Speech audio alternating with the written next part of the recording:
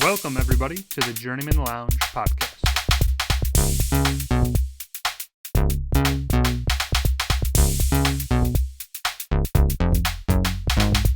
You better be praying to God because, you're 14 and losses in a row. You're going to need Jesus. Am I wrong? I thought you were pretty wrong, yeah. Welcome back, Journeymen Lounge podcast listeners. It's a great time to be alive. We got football. We're in week 9, and this is episode 109. So go figure. You got your host, Bobby, over here on the far, stage right, your left. And He's there. And moving to our middle. Ryan. And I'm Woj, rounding out the Good trio. setup there, Ryan, yeah. So, yeah, Good dropping, Monty. The Journeymen Lounge podcast in effect here. We're going to get right into it because this is where the juice lies. We got, I think, a reoccurring segment here called Ryan's Reviews or Ryan's Reels. So you saw a couple of movies here. Why don't you get into that? What'd you see? Sure. So I saw 2 movies. I saw Shelby Oaks, which is a horror mystery movie from Chris Stuckman. He was his first time director. He's a YouTuber, like a YouTube movie reviewer, one of the bigger ones, the first ones. So he actually he got this movie like a lot of crowd financed Kickstarter, and then ended up getting a little support in making it. I thought Wasn't he our assistant early on in our YouTube days? I mean, I'm glad he broke out and did well for himself. Chris Stuckman's I used to watch his stuff all the time, actually. He was really awesome before. We're back. Okay, so you said this was about... So this is about, it's a horror mystery movie about it's like a found footage / paranormal. So like this one girl's sister was part of like the early YouTube. It was like a paranormal investigation YouTube channel, and they go to like different haunted houses or towns and things and do videos for it. And her crew went to this one place, Shelby Oaks, and they ended up all getting murdered, and she went missing. And then this is like 12 years later, they're doing like a documentary about it and talking to her older sister about it, and she's still been missing and whatnot, and she's trying to find her sister, and she starts kind of trying to solve the mystery, and things happen. Peeling back the layers, I guess. So I thought it was decent. It's... I don't know if it was like amazing, but like I don't think it was bad. What is it rated? It's gotta be R. Rated R, I think. Yeah. Okay. Yeah. So it was short, like an hour and a half, and it kept me interested. It kind of, if I had to describe what it reminded me of, it was like Blair Witch meets like parts of like Hereditary almost, and maybe like The Ring or stuff like that, where it's kind of a little derivative of those, but. At this point, like so many things have been done, it's hard not to be inspired by something. That's fair. I thought it was pretty decent, good. I don't know if I'd recommend going to the theater to see it, but if it was like streaming or something, I'd definitely check it out. Solid overall, like not amazing, but I didn't like hate seeing it. You didn't walk out of it. But would I want to own it or something? Probably not for me. But again, I think it was worth the watch, I guess. And then the other one was the. New Bruce Springsteen movie. Jealous. Yes. With, Springsteen, Deliver Me From Nowhere, Jeremy Allen White, who is one of my guys. I love him. The movie, I thought it was kind of like similar to the first one I was describing, where it's like pretty good, but could have been better. And like this is a biopic that focuses specifically on that album. The album of the Writing Nebraska. Mm-hmm. So it's like in 1981 before he released it like a year later. So it's like when he's recording it and he's going through like depression and stuff, and there's like a romantic interest in it, and I don't know, I think to me it had elements of a good movie, but overall the parts didn't really like put together well. Like, could I ask, is it probably because for movie biopics there's probably just such upper echelon that like I feel like it might be this one is like it wasn't as good as those because like you have such good ones to compare. I think to. For me it's a personal preference. Like for me, like I would prefer a larger story, like a more over-encompassing one of like Elvis, like his start from the bottom to get to the Born in the USA, the whole thing. Like this is just like focusing on that specific the one time part, period. which is cool. And like Jeremy Allen White is fantastic in it. I think he does a great job doing Springsteen for the most part. Mm-hmm. The scenes where he's singing the guitar it's actually him singing it. Yes. But some of the other parts are recordings, like the concert parts or the recording studio parts, but the parts where he's just like by himself, he's actually doing it. And I think he does a decent job of doing the Bruce voice, the Jersey. I don't think he was necessarily maybe as good as Timothy Chalamet in the Bob Dylan movie. Okay. But that being said, he's still pretty damn good. I think he does a good job of capturing Bruce Springsteen. So like him and the other guy in the movie, I believe his name's Jeremy Strong from Succession. He plays his manager. They're both fantastic in it. And again, I liked what they did with like in certain scenes, like the recording of certain songs and certain things is very interesting. But I would have again like more of a. I want to see like the beginning. You want a full spread. You don't want a snapshot. Born to Run all the way to the whole thing. I like more of those biopics where you get a little more of that. I think again, for me, it's more of a preference. But you keep some of those specific scenes they had in this in because they were interesting about the album and stuff. But maybe also just maybe add more of the other parts of his life. But I know that was not their goal, so I understand that. Just what I would have liked more. Okay, but again, we're seeing for his performances. I like him as an actor. I'll go check out his work. I wouldn't be surprised if he got a nomination, but I wouldn't be shocked if he didn't either. But I could definitely see him getting nominated for like a best actor kind of thing. Okay. Yeah, I think he does. I think it was good. Again, both were good, not great. Good enough to see, like, recommend to somebody, like, check it out. Like, check it out if you get a chance, if you have nothing to, you're bored, or maybe it comes on streaming or something, or like I have like AMC A-list, so could have just left it to check it out. Yeah, you could just say check it out. I'm just saying, if you're bored or not doing a fucking thing. I like how he's put contingencies movies are expensive, so I understand, like, not everybody goes. Okay. So, like... That's fair. Look at you. I'm not going to, like, stake my reputation like, you got to go see this. I would think at least the biopic about a performer like Bruce Springsteen, I think at least that is something that on the bigger screen, like performances, stage scenes, and concerts and stuff, were worth it. And I saw it in the Dolby, so I was even more with the sound and stuff. So that was cool. Yeah, gotta amp up that sound. Like if you're a biopic fan or a Springsteen fan, definitely check it out. If you're more of just like a general movie goer, maybe wait. I would say. Okay, fair point. All right. Let's move on to the old Chicago check-in here. Yes. We're just gonna run through each of the big four. Let's start with. I'm gonna say a bold take right now, and we'll go through each of the four. But Chicago sports teams, the Hawks are gonna win championship. The Bulls are gonna win championship. The White Sox are gonna win championship, and the Cubs are all gonna win a championship in the next year. Boom. That's my bold take. Look at Bobby's face. I love the optimism. No. It's a joke, right? Okay, thank God. How are the Cubs and the Sox going to both win the MLB? Well, at least they could win their divisions. No, I'm just mainly pointing out that I am utterly shocked. The fucking Bulls are off to a 4-0 start. Let's start there. Yeah, the Bulls are winning. Every game I'm looking at them going they're looking pretty good right now. Scoring points. I mean, Matas Buzelis is fucking coming alive in his second year. We saw him when we were there. Yeah. He came off the bench and was killing it. That's the whole thing right there. Like what you said, Matas is the key. Matas. And he from Croatia? I don't know. Serbia, something like that? Oh. I think he's just from here, but he's from Chicago. Yeah. Never mind. Born here, but his roots are something Eastern Europe. Okay. But we talked about it last year. They had pieces that I liked, and you like Trey Jones, or the point guard. Trey Jones is he's doing fucking well. awesome. Trey Jones is doing I well. like that they brought him back. I mean, Giddy, I love Giddy. He's a great player. Giddy's from down under. Down under. He got Vooch, who I don't like, but he's playing his ass off right now. He's playing fine. So, he's playing worth his contract now. But where was that the fucking last couple of years? Will that I knew we were going to get a hot take. last long? I don't know. I mean, this is also that would be the bigger point for me is that you're off to a 4-0 start. You're going to lose the game. No team has ever gone 82-0. So what I'm trying to decipher here is this just you got a younger team and so they're just early in the season kind of clicking and running and gunning, or is this simply the other teams are not figuring their shit out and once you get down to 50, 60 games in, the Bulls are going to get fucking smoked by teams. And also I will mention though that this is an interesting thing. Kobe White fucking he's out and he's out for another 2 weeks.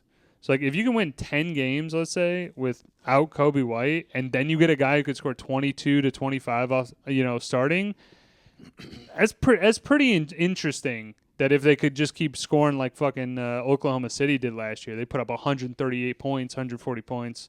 Who the fuck is losing those games? Yeah. Fair point. I agree. Yeah. I mean, like what we're seeing, but, you know, I don't know if we've played any world beaters so far. Where's the plateau? You know, where are we going to edge off and go, okay, we're going to... Still early, but coast. I think that Chicago sports in general usually come out come out pretty hot, I think. Not but the then Chicago Fire, but... Yeah, not them. No, we usually come out hot. We have, some burst, and then we taper off, and then we usually just sink to the bottom of the sea. I mean, it's a long season. That's kind of where I'll go with the Bulls. I'll say this about the Hawks. Let's switch over to the Hawks. Connor Bedard got his first hat trick. Congrats. Hey. Whee. Hey, we know that you're watching this. Yeah, we hope. You know what? That'd be cool if you did. So the Hawks friends. are also surprising. I believe at this point they're 5-3, which again is not blowing the roof off of anything. But they're top scoring in terms of they're scoring, division. They're scoring a bunch of points, a bunch of goals, Mm-hmm. and then on top of it, I think that you have other guys stepping up. Like last year, the Hawks couldn't score. I mean, they literally were averaging probably like between 2 and 3 goals in the NHL, which is not great. And I'd say even under 3, to be honest. Probably under 3, but I'm just saying they were not scoring, and now you got guys like this Frank Nazar guy. Mm-hmm. He's fucking putting up a couple goals here, and I still will echo the same thing about the Bulls as the Hawks, is that like it's still early. I guess I'm just more surprised of like they're looking like a better team than last year, which is like all you can ask for. Like just be better than dog shit last year, and they are looking like it. So I'm like, I like the lines better. I think there's better cohesion between. I watched a few of the Blackhawk games. That's such a. It seems like they're actually like starting to develop a rapport. They're getting through the Blues much smoother. So we'll see. Yeah. Moving on. We're just gonna skip the Cubs White Sox talk right now, but we'll talk about Bobby and his penchant for the Blue Jays right now. He's a Blue Jays fan. Yeah, we got Blue Jays. They're up 3-2 in the World Series, and we really want them to end this game tomorrow. On Friday. I want them for your sake to win your bet, but yes. I really just want it because I'm tired of, again, in any sport, the Dodgers have just been so good, winning all the time. I think they won twice in the last like 3 or 4 years or something like that, and I'm just like, let's get some new blood in here. Blue Jays haven't been good in a long time. Their team looks incredible. They have a great lineup from start to finish. They all know how to hit. Outside of Vlad Guerrero fucking just going yard every game is. His dad must be proud of him. I fucking love that it's his son is fucking doing well. Go ahead. Yeah, father son. I think him and Kirk have like 7 or 8 home runs in postseason. Who's Kirk? The catcher for the no Blue first Jays. name. Kirk, no first name. Captain Kirk. No, so like I said, you have a powerful lineup. I mean, there's only, I think, 1 or 2 small holes, but everyone's getting hits. Everyone's contributing. So I mean, and then the piece on top, dude, that Yesavage. Yes, Yesavage, who came from like a hotel earlier that day, pitched a gem. Yesavage is a rookie, I believe. He let up, one earned run in like 8 innings? Come on. Let's see, when did Kid earned his paycheck, or at least come next season. So they played yesterday. It was 6. Trey Yesavage. Yep. And I do really like that the World Series is going back-to-back games 2 times now. So I know that normally you get like in other series you go playoff series you kind of go like 1 and then a day off. For World Series championship they're usually like 1 day off, 1 day off. They went back-to-back 2 times in the World Series. I like it. It fucking gave some like, holy shit, there's another game on. Tomorrow, obviously, what we haven't talked about to this point, they went 18 fucking innings in Game 3. Yeah, that was unreal. I mean, dude, that was nuts. That was such a fucking good game. I was standing right back here fucking watching it going you like. Saw that all the way through 18. I went to bed at 14. I was like, dude, I should go to bed. And I was like, but what if they fucking score? So I kept watching. I mean, it was, dude, 7 innings of 5 runs apiece to literally 9 straight innings, a whole game's worth with 1 run being scored at the very end, a home run. You know what I didn't like about that, though, because I did watch at least 5 or 6 innings after 9 or 5 innings, was everyone's going for that big swing. And I could understand that if you're the home team, but for the Blue Jays, they are away. So I started to get a little bit like call it like stomach churning. I was like, guys, stop trying to swing big. It's singles and doubles. That's how you need to win this. If you're the away team, you need to stack runs instead of that one solo home run, because the Dodgers know how to scramble to put together a run if needed. I gotcha. So, yeah. Ryan, any drop-ins there? It seems like you're very interested about baseball. No, yeah, he doesn't give a shit. Baseball, yeah, it's cool. I want the Blue Jays to win. Yeah. I mean, that game was crazy. My brother had it on. I remember it was like just kept going and going. You're a night owl. That was like when it's on at work, I'll watch it. But like I'm not gonna lie, the 18 inning, like that's right. You can maybe like not enjoy watching baseball on TV, but like the story of like, dude, fucking 18 innings in any baseball game. I'm always just kind of intrigued of like how fucking long is this gonna go? Because I want to say the longest. That might have been the longest. No, in I think terms the of longest a World is Series game. Tied for the World Series game. Oh, it is. Okay. The longest in like, I'm sure there's like some 1920s bullshit of like, back in 1922 they played 28 innings. That wouldn't shock me. Yeah. But I want to say it's like 19 or something like that. I don't think it's. We don't fact check. I don't think it's into we'll the look 20s, it up. But well, you said we don't fact check, and then you said we'll look it up. But we'll so look which it up is after this. Okay, maybe. Let's round it out here with the bursts. So, what the fuck happened? I didn't see any of the game, but they lost Well- to Tyler Huntley. well, I can tell you. My what dad could speak to this too, but go ahead. I can tell you that the Bears defense was forcing turnovers in the last couple games. They were getting more opportunities for Caleb Williams. They didn't play terrible on defense, but it was very much you give Derrick Henry opportunities, he's going to wear you down. Now, he didn't have a whole lot of yards. He had like 70 or something like that, That's but he had still decent. 2 short touchdowns. And then on top of it, Caleb Williams throwing the ball, and they basically abandoned the run. I'm going to say abandoned just for the sake of, wow, big turnover. We're also watching the Baltimore-Miami game right now. Mm-hmm. Big little Thursday night football action. But the Bears, like, they had these opportunities where like kind of was like going punch for punch, and at the very end of the game, they got 2 like not 7 minutes maybe or something like that. 6 minutes. They're down 14. They're down 1 touchdown. They go in. All they need to do is fucking punch it in from the 1. Can't punch it in. No penalty, I think, right? No, they incomplete pass, turn the ball over, and then it's like, I think at that point they were down 14, but like the game's over then. You needed that touchdown to get momentum to then hopefully stop Tyler Huntley. You brought that up. Tyler fucking Huntley, man. Tyler Huntley is a serial backup quarterback, and the only thing he can do is run. Now, granted, he threw for like 200 yards or something like that, but I'm like, the only thing he can do is run. You put a QB spy on him, and you go, you're not beating us like Lamar for 80 yards. He ran for like 70 yards and I think a touchdown. He was the backup. Maybe not a touchdown. Last year for Miami, I had Tyreek Hill, and he was terrible. I hated him. Like, how was he? So my dad called us out. He said Huntley, whenever he played against the Bears, it might have been a year or so ago, wherever he started. Oh, Derrick Henry? Oh, I might give it to him. But anywho, sorry. He torched the Bears that game too. So he's like, Bobby, watch, Huntley's going to take the Bears another one. Maybe it's just like he could figure out this team. I think it could be that thing of like, this guy just knows that he knows the team to a T, that he's like, I'm just going to be able to do whatever the fuck I want to do. And my dad here. said he's kind of like Lamar in the sense he could do it with his legs if needed. But yeah, so like, I guess he half expected that, and the Bears had four wins in a row, so call it a big. I'm not gonna lie, dude. It's It's one of those wins where I'm like, we should have won that game, not necessarily because we played better, but I'm like, the talent on our side at that moment. I feel like we had at least the advantage. The defense was playing better. Baltimore's defense was playing like shit. Caleb kind of regressed a little bit. He threw a pick. Yeah, it's not good. No, but he started doing that whole, like, he was great with his progressions in the previous couple games. He was starting to stare down a receiver. That's why that interception occurred. He started to become one-dimensional.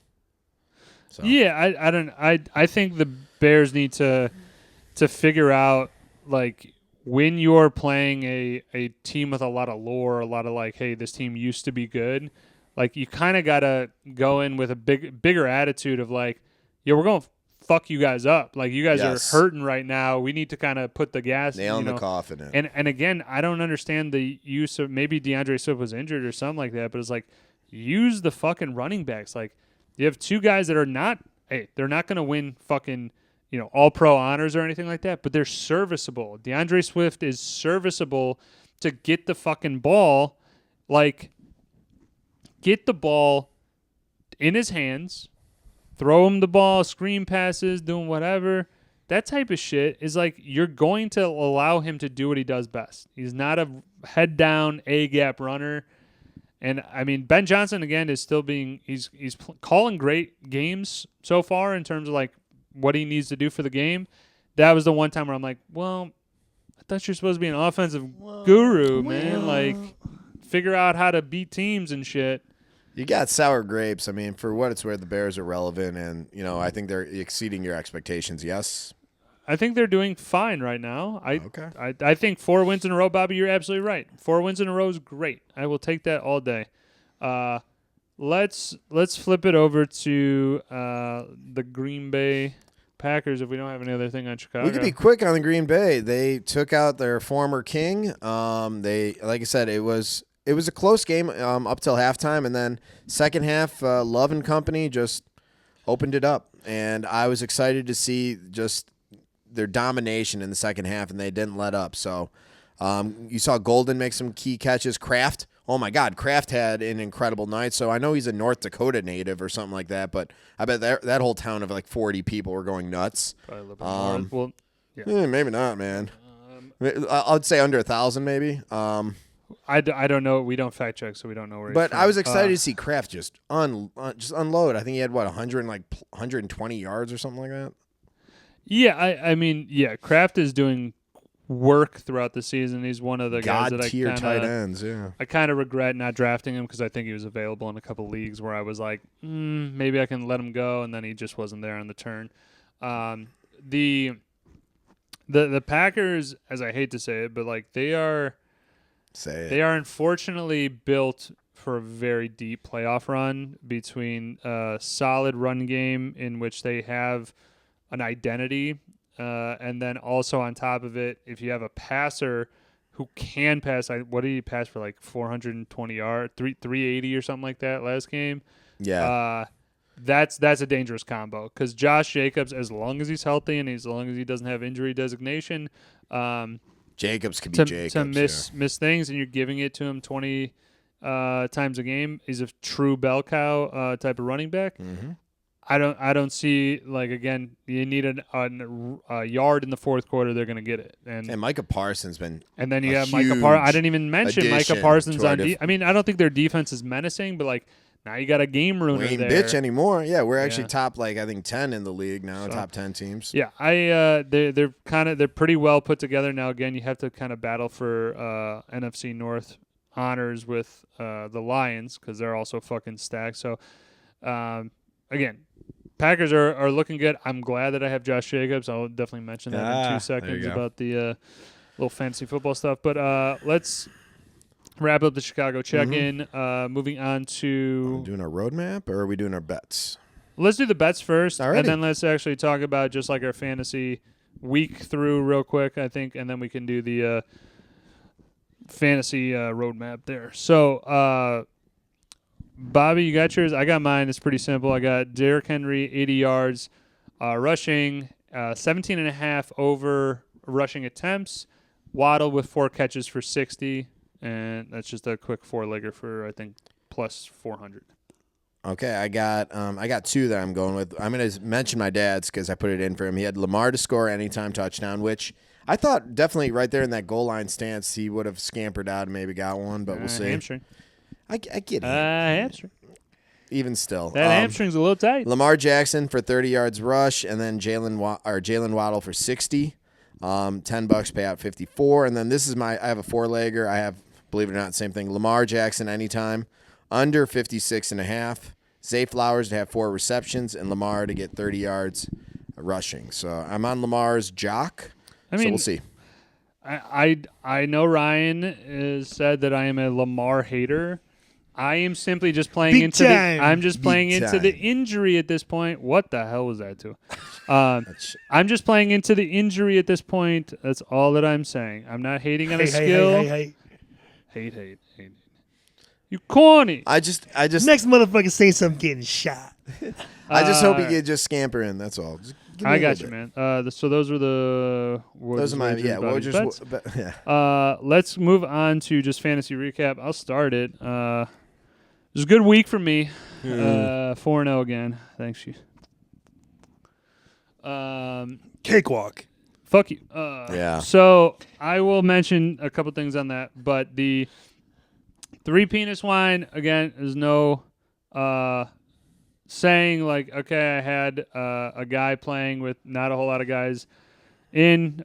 He has been given the ceremonial strike. We are on a 3 strike and you're out type of policy in 3 penis wine now. So I will say it's, again, sometimes people don't set lineups. It's not the end of the world. We would like them to set a lineup, but I totally get sometimes just other shit going on.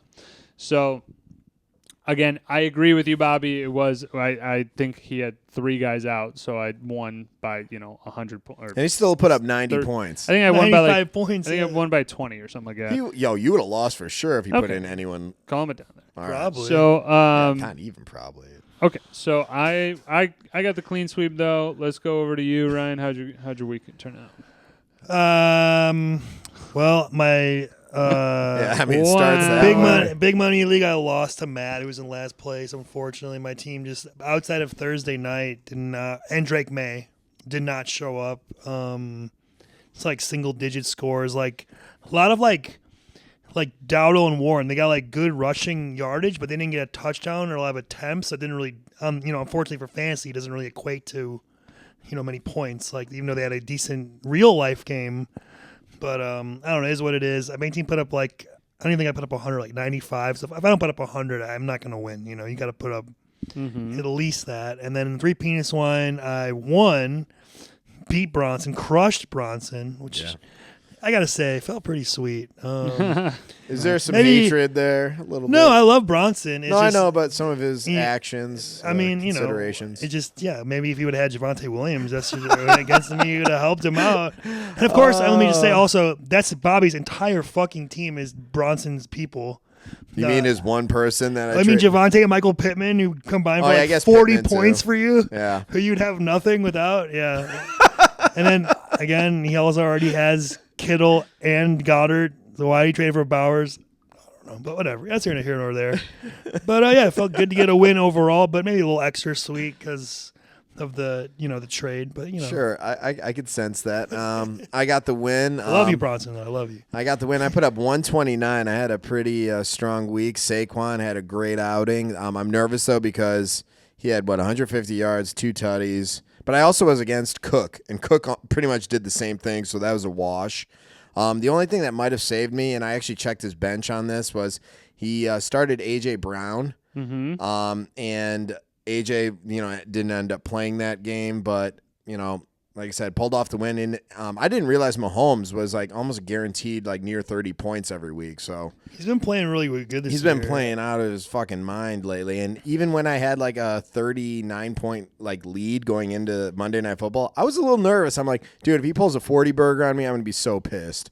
But that ended up being like the Washington game. I knew it was going to be a blowout, so I was hoping there was going to be more rushing attempts rather than Mahomes doing what he does. Yeah. No, so I was 4-0 as well across all my leagues. Doug and Company, Sanford and Son pulled off the win, even that's though a good team name. Yeah, that's a good team name. Yeah, that's it. We didn't put an ideal lineup, and I even told you guys when I forgot to set mine. Not a real player. Yeah, but I still got the win. All right. Rooney? So there it is. That's our fantasy recap. Pull yourself together, man. Call me son. God damn it. I like to have words with you. So I just want to mention a little bit about the before we do the roadmap here. We mentioned a little bit about trades the other day, and I will say got some little stuck in my craw right now.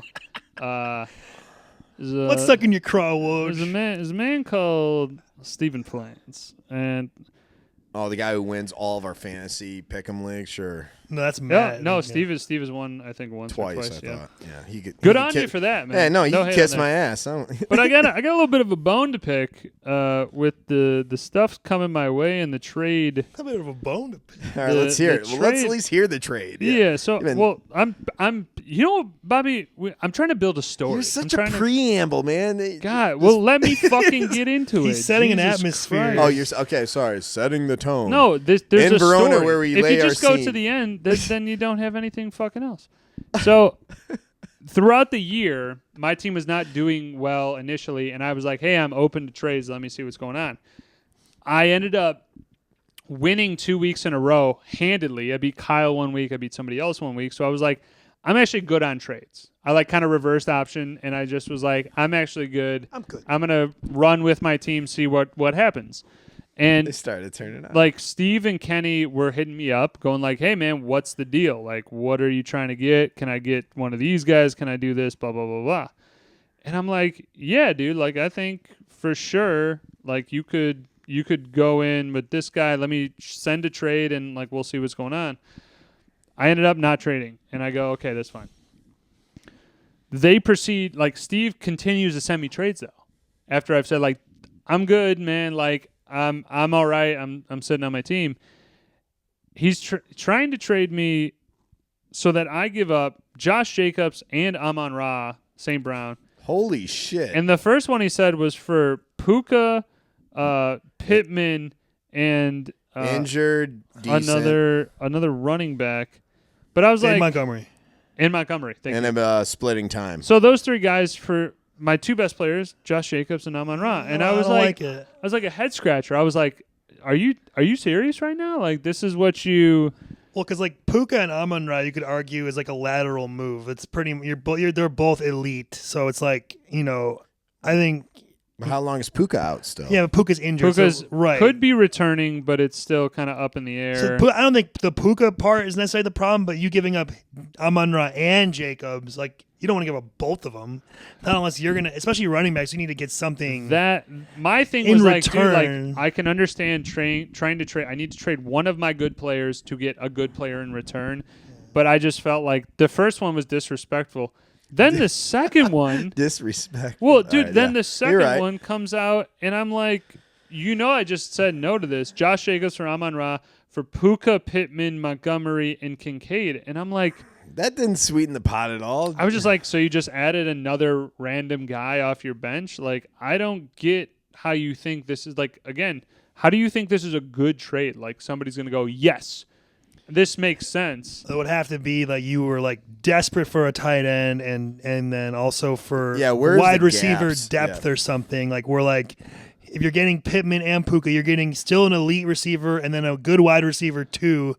That would be like only if your team was like decimated by either injuries or something. And then also, but to give up Jacobs, you would have to have like 3 elite running backs to like even to consider that. And which I don't. But So- this is why I say it sticks in my craw, because I was like, up until this point, I was like, Flans, I respect you. God damn it! Like I was like, dude, you got a good head on you for fantasy football. You're not trying to bullshit people with the trades and stuff. And then now I'm like, dude, we're enemies right now. I want to beat you in the. you beefing? Yeah. We be beefing, dude. But I want to play him in the playoffs now, and I want to go fucking hard Toe in the for paint. toe. I like it. But I'm just saying that Tit was for tit. That was the thing that was just kind of really, really annoying. There was that it was like, why are you doing this? I don't like it. I don't. I see. I know what you're doing. I don't like it. So I had to mention that because I was kind of like blown away where Don't I'm turn it like, back on. you send essentially the same trade twice, and I was just like, no, man, like what are we doing? Kincaid here? was not the one that tipped the scale. He tried doing the almost same trade with me back for He wanted Igbuka and when I had Chase Brown, and he wanted to give me not Puka though. He wanted to give me Pittman, Montgomery, Kincaid, and Zay Flowers, and I'm like, at least but closer to I'm reasonable. giving up elite receiver for like 2 lesser receivers, and I already have more receivers. Okay, like, so your wide receiver core is so it's fine. not gonna really like help me. And Montgomery is a good or I don't know, okay RB2, but this year hasn't really done as much except for a couple of games. So it's like I need more of a reliable option if I'm going to be giving up Absolutely. a guy who's putting up like 12 to 25 points a game, consistently. Like that's even though I think Buka got hurt, of course. So go figure, it didn't really matter. But I don't know. I see what you're saying. Yeah, I gotta take a quick detour to the big money league. So I will just throw out there, I'm playing Jeremy in both leagues. We got a little brotherly matchup. He destroyed me 2 weeks ago. That sucks. Sucks to suck. Yeah, my team did suck that week really bad. But I beat you. I mean, yeah, I your got team's not Jeremy. We got a nice little 6-pack bet. Prominently displayed, right? Trophy. No, we don't have any trophy for that. No. Bobby, your team would be in the fucking basement if you didn't make this trade. You fucking know it. Worthy is useless now with the Rice back, and fucking Bowers Jealousy is is yet a to do stinky anything. cologne. Jealousy. All right, let's go. If we're good on fantasy football, Yeah, we're good. Let's do a roadmap. in terms of like our individual stuff, let's go to the roadmap, the Journeymen Lounge roadmap, presented by Velveeta Cheese. All right, Brought to you by Coors Light. I was going to do Enterprise. I'll pick you up with these picks. All right, so again, this is a newer segment where green is this is very start. self-explanatory, so I'm not going to go into it too deep. Green is the one you should play. Yellow is the one a little hesitant on. Red is fucking stop. Put the railroad tracks down. Do not go. Do not pass go. Do not collect. Are we going to go over our last week's first? We'll do the recap after this. What do you mean last week's? Where first? you wanted us to go say Yes. how we did. How we did with our picks last week. No, let's do that first. That Okay. would be logical right there. Green light for me was a Rondé Gatson. Hell of a game. I think he's really feeling it right now. They're just give him the ball. He's a green light kind of until he doesn't like have a reason to. 87 yards and a tutty, so yeah. Yeah, something like that. So, all right, what do you got last My week? green last week was Bijan. That was a bad one, apparently. He's played the Dolphins, who got torched like every game by running backs, but for some reason, the best running They back showed up. didn't do anything. Go figure. No, sorry. I guess mine was a layup with Taylor, and Taylor just did Taylor that's like- things. Jonathan Taylor's like Whatever. MVP Like I said, candidate. solid green light. I want Michael Jordan for my green light. Oh, here we go. Yeah. All right, yellow lights. Mine was Olave. Now, Olave, New Orleans had an anemic offense, but he's still, like I said, that's why he's a yellow light. I thought he might be able to square away a touchdown, but he did only, I think, 7 or 8 points or something like that game. Probably a lot of receptions, though, right? I think he had like 5 or 6 receptions. So, Gets a lot of or maybe targets. just around 10 points. They just changed quarterbacks in New Orleans. So yeah, Rattler's not looking too hot. So yeah, like that's why he's a yellow light. It was a kind of a flyer, a flex. We'll see. My yellow was Aaron Rodgers last week. What did he do? I think he did decent. They lost, but like he Put up was 16 points. Yeah, he wasn't bad. Like that's I think it's kind of right in That's the kind yellow of like the light. yellow thing. Like you said, he could have gone off for more, but He didn't. he had the motivation. Well, I mean, the yellow is like you want to be hesitant about this guy. Yeah. Now, if again this is a possibility, you're kind of on par with the yellow well, it's light. like you like some of the elements of the matchup or something, But you're nervous, But yeah. you're like, I don't know. Also, I could see it. Either direction. yeah, so that was kind of fitting. I went with Derrick Henry. I think I definitely lost this one, but not.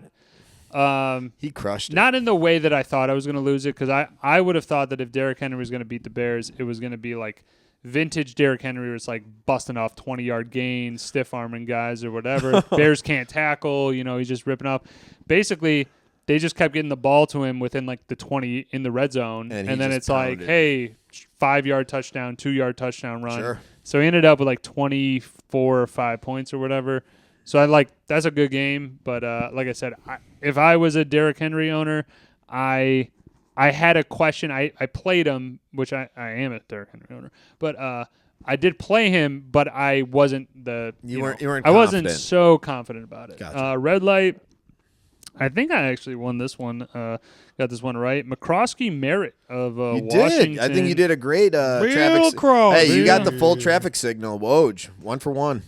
No, yellow I lost. I would say that was not a good play to be hesitant on.